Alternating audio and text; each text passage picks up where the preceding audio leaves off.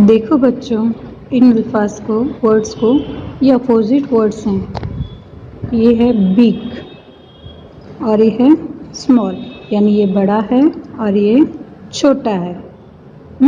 अब ये देखो, टॉल और ये शॉर्ट। टॉल के माने लंबा और शॉर्ट के माने छोटा। अभी दूसरा देखेंगे, सॉफ्ट। सॉफ्ट, ये देखो कितना सॉफ्ट है। और ये है हार्ड। हार्ड यानी सख्त है, सॉफ्ट यानी नरम और हार्ड यानी सख्त। अभी ये देखेंगे, हॉट। ये है हॉट और ये है कोल्ड। अब आप बताइए कि क्या है, क्या समझ में है आपको?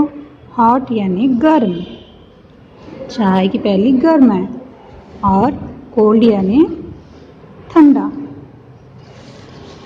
अब आगे देखेंगे, क्लीन।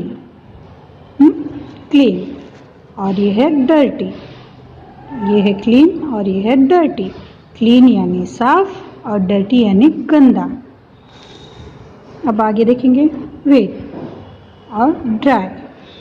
वेट यानी गीला और ड्राई यानी सूखा।